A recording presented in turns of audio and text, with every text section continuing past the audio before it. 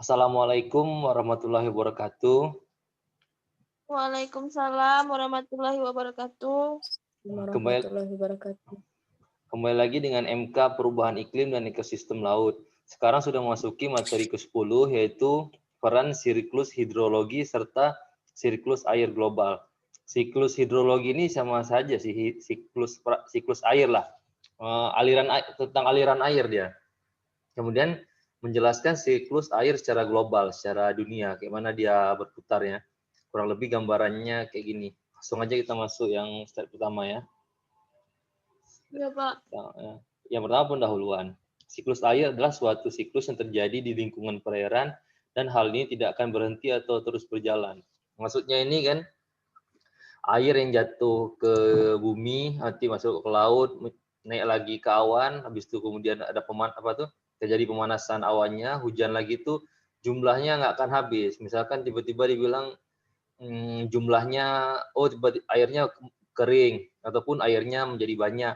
Nah itu jumlahnya tetap, mungkin bentuknya aja beda. Pada saat musim kering mungkin dia lagi jadi awan di daerah mana. Kalau lagi musim mencair, berarti es yang udah ada dia mencair. Sementara jumlahnya itu tetap, cuman posisi atau bentuknya aja yang berubah. Nah jadi kan, dibilang, daerah itu dulu banyak air, sekarang udah mengering. Itu mungkin mengering airnya karena panas atau apa, menguap pindah tempat lain, ataupun mengikuti aliran air yang lebih rendah, ataupun karena itu gersang, dia ikuti aliran lain tempat lain, disitulah dia berpindah, bukannya jumlah air yang berkurang. Nah, maksudnya teori awal ini tidak akan berhenti atau terus berjalan, situlah maksudnya. Maksudnya tetap jumlahnya sama. Dan kemudian siklus hidrologi diartikan sebagai proses air dari atmosfer ke bumi. Dari atmosfer ke bumi itu maksudnya dari awan ini ke daratan atau apa. Dan air akan kembali lagi ke atmosfer ya. Maksudnya ya penguapan kemudian jadi awan lagi baru hujan lagi. Maksudnya berputar-putar situ aja siklusnya. Ini ada nama-namanya nih saya jelasin. Nah, siklus air adalah suatu siklus geokimia. Bio itu biologi, emang pasti biologi. Hidro kan biologi. Geo itu karena dengan bumi ya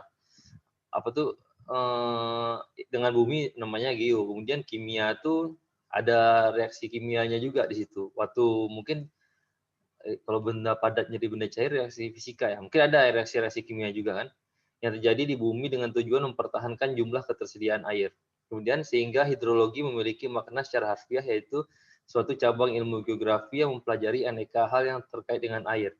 Di sini dibilang ilmu geografi karena yang banyak belajar di sini di geografi. Kalau kita mempelajari sumber daya airnya, tapi tidak bisa membuat cabang ilmu sendiri. Jadi masih tergabung di ilmu geografi itu, walaupun cabang penyakit yang SDA ini namanya limnologi, masalah tentang perairan danau, tapi dia tidak mencakup luas. Kalau yang air ini memang murni hidrologi. Kemudian di sini ada menjelaskan juga geohidrologi, ilmu hidrologi yang satu ini membahas tentang air yang berada dalam tanah. Berarti ada spesifikasi lagi. Kalau kita tadi kan hidrologi air aja, harus waktu perputaran air, kita nggak ambil geohidrologi. Kemudian yang hidrometeorologi juga kita nggak ambil. Ini air yang ada di udara, mungkin ya jurusan klimatologi atau apa dia ada ambil materi ini. Kalau kita mungkin nggak, yang di air aja, di ekosistem perairan lah. Tapi di sini tidak membahas ekosistem biota, ekosistem alamnya, perairannya, aliran sungainya, atau permukaan tanahnya atau substrat kan. Kemudian ada juga sini potamologi, itu ilmu hidrologi membahas tentang aliran air, khususnya aliran air permukaan. Aliran air permukaan mungkin kita juga ada belajar, cuman kita tidak bahas potamologi, mungkin kita bilang ya aliran air biasa atau limnologi. Kemudian, nah ini limnologi itu ilmu mempelajari tentang mengukur air tenang seperti danau. Nah kita mungkin lebih sering di limnologinya aja, sementara yang sungai ini kita masih bilang sungai, tidak bilang potamologi. Kemudian ada lagi kriologi, ilmu yang dapat mempelajari tentang air padat seperti salju dan es. Nah ini lebih spesifikasi lagi. Nah, jadi kalau kita mungkin lebih ke limnologi. Kemudian siklus ini juga menjaga intensitas hujan. Maksudnya intensitas hujan itu kan ya prosesnya berulang itu. Apabila nanti airnya turun ke bumi, terserap, nanti naik lagi ke atas, hujan. Nah itulah yang namanya menjaga intensitas hujan. Hujan tuh tetap pada kadar yang sudah sewajarnya di daerah itu. Jadi tetap konstan lah. yang ada di bumi agar semuanya tetap teratur ya. Semua agar siklus bumi teratur. Apabila tidak teratur kan bahaya. Misalkan kayak kemarau, jarang hujan itu kan berbahaya tuh. Makanya di siklus hidrologi ini menjaga daerahnya itu agar tetap kondisinya seperti semula. Kemudian siklus air juga akan membantu keseimbangan ekosistem yang ada di bumi sehingga semua lingkup kehidupan akan berjalan tanpa hambatan. Ya, kalau siklusnya berjalan pasti ya juga tidak akan terjadi hambatan karena tidak ada yang kekurangan air. Kemudian proses siklus hidrologi itu ada 9. Ada presipitasi, transpirasi, evaporasi, evapotranspirasi, evaporasi, kemudian sampai apa nih? Infiltrasi ada 9 lah. Sekarang kita jelasin satu-satu ya. Yang pertama evaporasi atau penguapan. Evaporasi adalah tahap pertama dalam siklus hidrologi yang mana pada tahap ini air yang berada di sungai dan lainnya menguap. Nah, maksudnya evaporasi ini air yang ada di permukaan ini menguap ke atas. Nah, proses penguap ke atas, jadi evaporasi ini proses penguap air ke atas ini aja udah evaporasi. Tapi kok gambar kedua nih dia gambar lengkap saya ambil. Sebenarnya kita ambil nih yang garis ini aja, garis panah bengkok nih evaporasi. Yang lain itu apa namanya? Kita bahas di berikutnya. Kemudian ada transpirasi. Transpirasi adalah seluruh air akan menguap ke atmosfer, lalu air ini akan berubah menjadi awan di langit. Nah, proses air yang menguap tadi menjadi awan itu dinamakan transpirasi. Kemudian setelah itu air yang telah berubah menjadi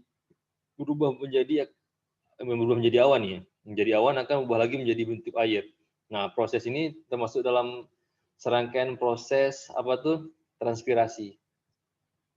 Kemudian yang berikutnya, bintik air tersebut selanjutnya akan turun ke bumi dalam bentuk hujan dan dapat pula dalam bentuk es atau salju. Ini tergantung daerahnya. Kalau daerah yang apa namanya? Daerah yang tropis ya kita mungkin air hujan biasa, tapi kalau yang apa tuh? Daerah yang dingin subtropis mungkin salju. Kemudian setelah hujan turun, air akan masuk ke dalam celah atau pori tanah dengan arah gerak vertikal ataupun arah horizontal.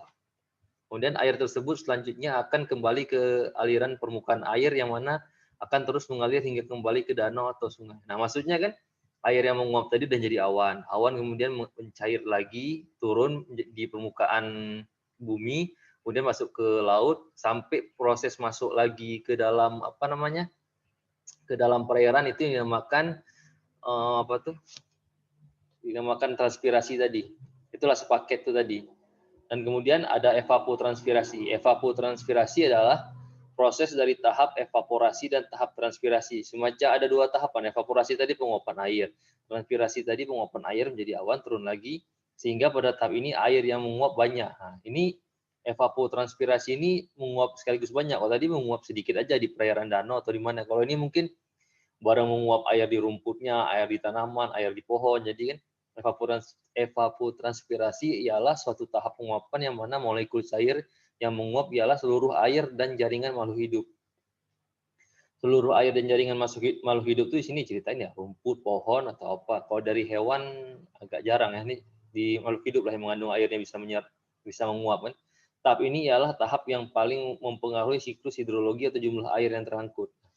Semakin banyak pohon, mungkin semakin banyak terangkut. Nah, terangkut banyak air, nah daerah itu yang sering hujan. Kalau yang nggak banyak pohonnya, itu yang jarang hujan. Kemudian sublimasi. Sublimasi memiliki makna yang sama ialah perubahan molekul cair menjadi molekul gas ke arah atas yaitu arah atmosfer. Di sini maksudnya air itu menjadi gas, kayak nguap dia. Ini kan apa di sini kayak ada sumber air itu, air panas lah apa. Jadi kalau menguap ke atas dia menjadi gas tuh bentuknya. Kemudian namun penguapan terjadi ialah perubahan es yang ada di kutub dan di gunung yang tidak melewati proses cair. Nah, di sini juga ada yang kalau yang tadi saya ceritain kan yang air panas tuh yang menguap dia. Tapi ada juga di sini di teori ini air yang di kutub atau gunung itu dari es itu menguapnya nggak mencair, jadi menguapnya berbentuk kayak asap itu, uap dingin ke atas. Nah itu disebut sublimasi. Hasil air yang terangkat pada saat tahap sublimasi memang tak sebanyak hasil tahap evaporasi dan lainnya. Iya, ini lebih sedikit karena dia berbentuk gas tadi, ini tidak banyak. Hal yang membedakan tahap sublimasi dari tahap evaporasi, tahap ini memerlukan waktu yang lebih lama atau lebih lambat. Ya, lebih lambat kalau karena kan cuacanya dingin, es juga dingin, jadi agak lama dia apa tuh? Agak lama proses penguapan gasnya. makanya di sini dibilang lebih lama daripada yang di daerah hutan tadi ataupun daerah terbuka. Kemudian kondensasi. Kondensasi adalah air yang telah menguap berubah menjadi partikel es. Partikel es yang dihasilkan sangat kecil dan terjadi karena suhu dingin pada ketinggian yang ada di atmosfer bagian atas. Nah, maksudnya sini kan air yang telah menguap tadi mengeras menjadi partikel es. Nah, partikel es itu kan dihasilkan sangat kecil. Maksudnya mungkin apa yang hujan sakit itu ya, ataupun emang ada dia hujan es. Nah, hujan es ini yang disebut kondensasi tadi. Dan lalu partikel es tersebut akan berubah menjadi awan dan semakin banyak partikel es, maka awan semakin berwarna hitam. Berarti kan kalau yang maksudnya partikel kecil itu kan partikelnya saking kecilnya tapi bentuk airnya padat, ya makanya abu-abu tuh awan hitam tuh yang hujannya keras itu. Kalau di teori ini kan hujan es, mungkin waktu jatuh ke kita tuh udah kena udara jadi esnya kayak mencair pas kena kita air tapi sakit. Nah itu kalau awan hitam biasanya airnya sakit hujannya. Itulah mungkin yang airnya sudah terjadi proses kondensasi udah agak keras. Ada juga yang di berita-berita di tempat tertentu hujan esnya agak keras. Kemudian ada adveksi. Adveksi adalah tahap yang hanya berada di siklus hidrologi panjang. Pada tahap ini yang terjadi ialah perpindahan awan dari satu titik ke titik lainnya, atau dikatakan awan langit yang menyebar. Sini adveksi ini semacam dia perpindahan. Nah, ini kan uapnya menjadi awan, habis itu ada pergeseran kemudian awannya kena panas atau memuai, kemudian setelah memuai menjadi hujan, hujannya di tempat lain. Nah, ini namanya adveksi. Tempat lainnya agak jauh mungkin. Kalau yang awalnya tadi kondensasi, apa yang pertama tadi ya? Yang pertama tadi waktu belum kita bahas. Di belakang dia hidrologi siklus pendek. Jadi kan waktu airnya naik ke atas menjadi awan, biasanya langsung turun dekat-dekat sini. Tapi ini jauh, karena jauh itu dinamakan adveksi tadi kan, siklus hidrologi panjang. Kemudian perpindahan awan ini terjadi karena adanya angin dan akan berpindah dari lautan ke daratan, gitu pula sebaliknya. Ya berarti maksudnya karena saking panjangnya, ada yang nguapnya di laut, turun di darat, ataupun menguap di darat, turun di laut. Kan sama aja, berputar-putar gitu aja siklusnya. Kemudian ada presipitasi. Presipitasi yaitu tahap mencairnya awan karena tidak mampu lagi menahan suhu yang semakin meningkat. Nah, dia kan air memadat menjadi awan. Habis itu karena suhunya panas dan terlalu panas tidak bisa ditoleransi lagi suhunya, maka mencair lagi menjadi air. Itulah dinamakan presipitasi. Pada tahap inilah akan terjadi salah satu gejala alam yang dinamakan hujan dengan ciri jatuhnya butiran air ke permukaan bumi. Nah, jadi kan waktu awannya panas tadi, dia suhunya tidak bisa ditolerir, airnya jatuh yang ke bumi yang dinamakan hujan, itulah proses presipitasi. Bila suhu yang ada di sekitar kurang dari 0 derajat Celcius, kemungkinan akan terjadi hujan salju atau es. Ya, kalau yang biasa kan air, tapi kalau yang suhunya dingin mungkin yang turun es atau salju. Kemudian runoff. Runoff ini kan sering lah kita dengar di sering didengar di ilmu di SDA atau di ilmu lain lah. Tapi paling sering di SDA. Runoff juga mempunyai nama lain limpasan yang mana pada tahap ini air hujan yang telah turun akan bergerak. Pergerakan yang terjadi yaitu dari permukaan yang lebih tinggi ke permukaan bumi yang lebih rendah. Ini kayak sifat air pada umumnya kan. Saluran yang dimaksud sebagai contoh saluran got, sungai, dan danau, atau laut bahkan samudra. Sebenarnya waktu belajar limnologi, saya dulu ada bilang, kalau air hujan itu jatuh di pegunungan, kemudian dari pegunungannya itu mengalir terus sampai ke danau, dia yang turun bukan air aja, tapi airnya itu udah membawa nutrien yang ada di sekitaran gunung. Ada serasah pohon-pohon, daun pohon yang berjatuhan, kemudian ada unsur-unsur apa yang di gunung itu dibawa ke danau atau sungai. Nah, unsur ini akan menjadi makanan tambahan bagi fitoplankton. Nah, situlah terjadi booming fitoplankton yang menyebabkan terbatasnya oksigen. Nah, itulah nanti awal biasanya kalau belajar limnologi ada nanti sesekali dibahas runoff itu. Nah, kalau yang kalian ini ngerti nggak beda mana apa yang dimaksud lake, lake ini ada apa yang dimaksud river? Tahu nggak kalian? Nanti gue bilang, oh ini sungai ini lake, sungai ini river. Nah, tahu nggak sih beda lake dan river itu? Kalau di bahasa Indonesia kan? Karena ini kan yang yang sederhananya kan. Jadi kan kalau ditanya, oh ini kan sama-sama sungai ataupun apalah. Oh, bagi kalian tuh kalau ada orang ngomong lake itu, lake atau lake itu apa? Ataupun river itu apa maksudnya? Tahu nggak kira kalian?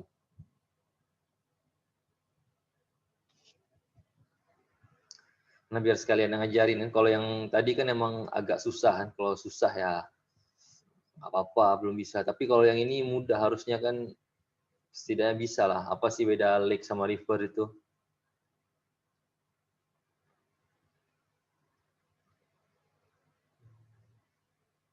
Ada yang tahu? Ada tahu nggak beda apa tuh? Beda lake dan river. Lake, river, kayak apa ya? Ada ocean, sea kan beda-beda tuh. Ocean, sea. Kalau lake sama river,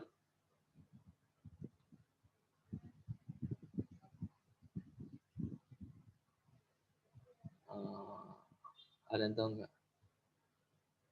Atau ya, berarti lake ini danau dia. Danau tuh kan kayak mengalirnya apa ya, terbatas lah. Kayak Danau Toba atau apa. Kalau river itu sungai. Sungai yang mengalir ke laut lah. Nah, kalau dibilang river, itu tuh sungai yang mengalir. Tapi kalau lake kebanyakan danau. Kayak Danau Toba atau Danau Tawar Takengon itu. Dia kan agak lama dia bermuara ke sungainya atau ke lautnya. Karena agak lambat. Nah, itu beda lake dan river. Kemudian infiltrasi. Infiltrasi adalah air hujan menjadi air tanah. Air hujan yang turun ke bumi tak seluruhnya akan mengalir seperti pada tahap limpasan, namun akan mengalir pula ke tanah. Merembesnya air hujan ke pori tanah inilah yang disebut dengan infiltrasi. Lalu seluruhnya akan kembali ke laut. Nah, masuk di sini air yang turun dari atas tadi berupa hujan masuk dalam pori-pori tanah, kemudian air ini mengalir lagi ke laut, dari laut dia menguap lagi ke atas, itulah proses infiltrasi. Berarti ada masuk ke tanahnya. Kemudian ada macam-macam siklus hidrologi, yaitu hidrologi siklus pendek, sedang, dan panjang. Nah, siklus pendek tidak akan terjadi tahapan adveksi atau perpindahan awan. Yang saya bilang tadi kan kalau dia menguapnya di situ, turun hujannya juga di situ, dia itu siklus pendek. Jadi tidak ada pergeseran karena angin atau awan. Nah, itulah dinamakan hidrologi siklus pendek kan. Molekul cair yang berubah menjadi uap akan turun sebagai hujan di area sekitar laut. Secara singkat, siklus hidrologi pendek ini yaitu terjadi penguapan air laut atau evaporasi karena paparan sinar matahari yang menyinari lautan. Ya. Paparan sinar matahari menyinari lautan ini akan mengakibatkan penguapan yang akan menjadi awan. Awan juga nanti kalau menguap lagi jadi hujan kan, kalau karena panasnya yang tinggi. Kemudian selanjutnya air laut akan berubah menjadi molekul uap yang kemudian akan terjadi tahap kondensasi atau pembentukan partikel es di awan. Kondensasi, pembentukan airnya menjadi padat. Gambarnya ini dia, ini siklus pendek. Nah, ini penguapan, kondensasi, nggak jauh dia nggak ada kena angin, cuma geser dikit, turun lagi. Jadi siklusnya pendek itu maksudnya putarannya dekat. Kalau di sini nguap, di sini hujan. Nggak di sini nguap di hujan tempat lain karena angin. Kemudian siklus hidrologi sedang. Siklus hidrologi sedang ini, siklus ini merupakan siklus yang paling umum di Indonesia. Pada siklus hidrologi sedang, tahap atau proses adveksi tetap ada dan berjalan. Berbeda dengan siklus pendek. Siklus hidrologi sedang menghasilkan hujan yang akan turun di daerah daratan, yang kemudian air hujan akan kembali ke badan air. Nah, maksudnya ini kan agak panjang dia, apa? Penguapan, kondensasi karena ada angin, hujan, turun di daratan, kemudian ada proses infiltrasi dari apa ya? Dari air ke tanah mengalir lagi ke laut. Jadi ada proses yang agak jauh sedikit lah, itu makanya namakan sedang. Siklus hidrologi sedang, tahapan yang pertama yaitu tahap evaporasi atau penguapan dari berbagai air yang ada di badan air. Nah, ini penguapan air dari berbagai air yang ada di badan air. Maksudnya nggak mesti air laut, air sungai, atau air apa kan, sekitaran situ, itu yang menguap tadi. Nah, ini kan panjang penjelasan dari apa tuh, siklus hidrologi pendek. Nah, ini nanti kalian baca aja nih. Tahapan-tahapan intinya dia waktu jatuh dari bumi, balik lagi dia ke laut. Atau nggak saya baca aja ya. Lalu air akan berubah menjadi molekul gas atau uap dan terangkat ke atmosfer bagian atas karena pengaruh sinar matahari. Ya, seperti tadi proses penguapan. Kemudian uap tersebut bergerak karena pengaruh tahap adveksi sehingga uap berjalan ke arah daratan. Ya, pergeseran kan. Kemudian setelah sampai di atmosfer daratan, uap air akan berubah menjadi awan, di mana setelah itu hujan akan turun ke bumi. Ya, turun ke bumi, habis itu run off kembali ke laut, ya siklus pada umumnya. Kemudian siklus hidrologi panjang. Di sini siklus ini bisa terjadi di daerah seperti pegunungan. Tak hanya terjadi di daerah pegunungan, siklus hidrologi panjang juga terjadi di daerah yang beriklim subtropis. Subtropis itu di daerah dingin ya, bukan daerah kita, daerah yang 4 musim. Kemudian perbedaan yang ada dalam siklus panjang dibandingkan siklus lainnya itu awan tak langsung turun menjadi hujan. Nah, jadi kan setelah menguap kondensasi menjadi awan, dia agak lama menjadi apa? Hujan lagi. Karena di sini kan bukan tidak panas ya, tidak panas, jadi dia tidak langsung hujan. Mungkin dia kena angin, hujannya di tempat lain. Kemudian tahap pertama dari siklus ini yaitu air laut mengalami penguapan atau evaporasi lalu berubah menjadi molekul gas atau uap. Nah, air lautnya di sini dibilang kan menguap menjadi awan, lah. Kemudian perubahan terjadi akibat adanya panas dari permukaan laut ya. Kemudian lanjut. Selanjutnya terbentuk awan yang berisi kristal es, lalu terjadilah tahap adveksi yaitu pemindahan awan ke titik yang lain. Nah, di sini perpindahnya jauh, udah sampai ke pegunungan sana. Dari laut ke gunung kan jauh. Dari gunung itu proses lagi, menuju ke laut kan lama. Inilah dinamakan siklus panjang. Nah, siklus panjang ini ada keterangannya lagi.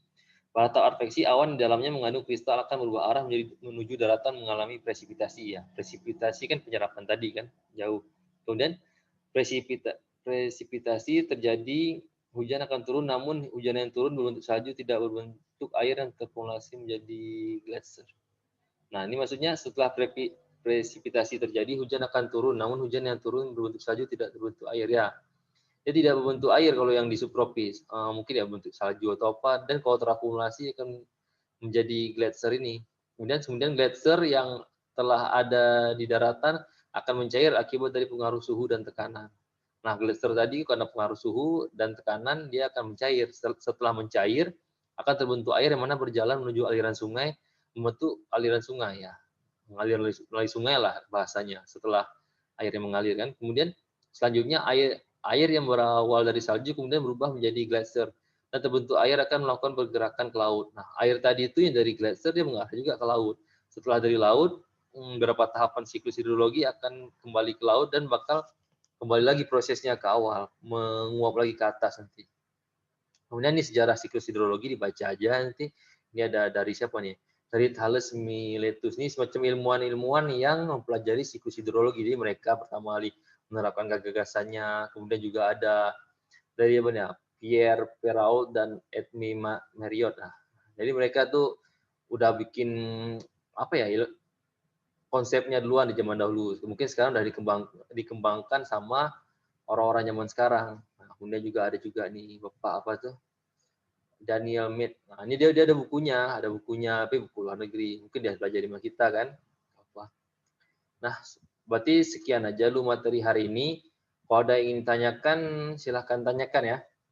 Oh ya, saya di sini nggak punya file absennya. Suatu sama Bu Ana ada file absen ya, yang Word itu. Soalnya saya mata kuliah lain ada, cuman kalau yang sama Bu Ana ini saya dikasih yang Excel, nggak agak susah saya contrengnya. Paling saya lihat di recording aja siapa yang hadir. Yang dulu kayak mana ngabsennya sama Bu Ana? Kalau saya ada ini, ntar ya. Saya ada file ini. Kalau yang mata kuliah koordinatornya kan dia pegang filenya. Jadi saya print, pas saya dikasih sama Bu Ana, saya dikasih Excel.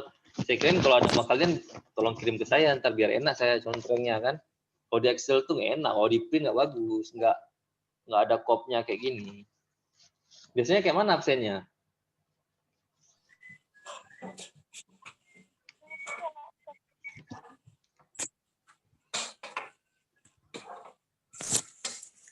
Kayak mana Biasanya nih? kan Pak, biasanya itu udah punya absen sendiri, terus dia tampilkan Maksudnya kayak mana caranya? nama. Kalau ini kan kalian sedikit, gampang bisa apa tuh? Bisa saya inilah, bisa kita lihat pun di video nih berapa orang nama kan, kelihatan dia. Cuman kan nggak enak kalau nggak kita tanda tandai. Berarti ibu tuh apa? Panggil dia, dipanggil kalian contreng itu ya? Ya Pak. Oh iya. Berarti sama kalian nggak ada filenya, cuma dipanggil nama itu udah gitu kan? Ini yang lain mana ya? Sini yang belum ada siapa ya? Si Ilham ya? Berapa orang nih? Firma, Ahmad, Cut, Dewi, Isti, berapa sih ini? 2, 3, 6. 6. Si Ilham doang nggak hadir ya?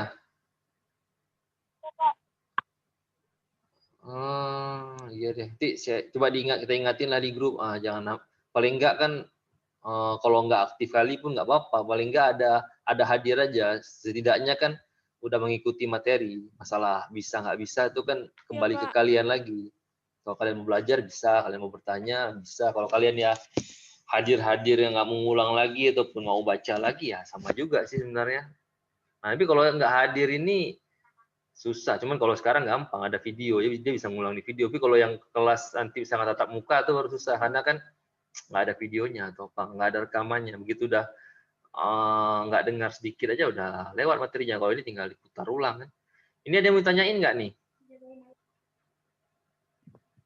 Ada yang mau tanyain? Kalau Firma nggak ada ya? Kalau Ahmad Basirin ada yang mau tanyain nggak? Ahmad Basirin, Cut, ada yang mau tanyain nggak? Dewi? Siapa nih yang jawab nih? Di laptop saya hitam pula nggak jelas jaringan. Yang jelas si Firma nggak ada tadi ya. Si Listi ada, Afni ada.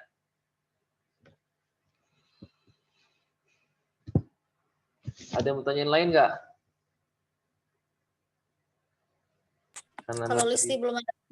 Listi belum ada. Kalau yang Ahmad ada nggak Ahmad? Ahmad, Cut, nanti jangan dah kita tutup.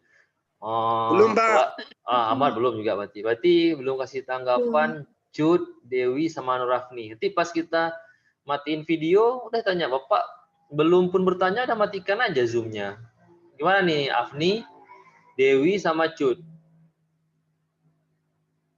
Belum ada. Cut belum ada juga, berarti tinggal Dewi sama Afni yang menjawab. Takutnya mereka ada, udah saya nih bilang cepat Ali matiin. Iya, Pak. Ini Apa? Dewi, Pak. Ada pertanyaan, Dewi. Ada pertanyaan nggak? Enggak, Pak. Nggak ada, berarti tinggal Afni ya. Afni ada pertanyaan nggak? Nanti kalau nggak ada saya tutup. Tapi kalau Afni belum jawab ya nggak, saya tutup dulu. Takutnya dia bertanya pula nanti.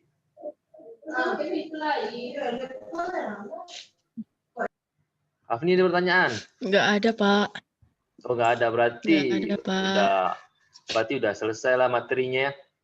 Nanti saya tutup aja ya. Ya, sekian materi hari ini, pertemuan MK Perubahan Iklim dan Ekosistem Laut pertemuan ke-10. Semoga ilmunya bermanfaat. Nanti bahannya kalian download sendiri, videonya juga bisa kalian putar ulang.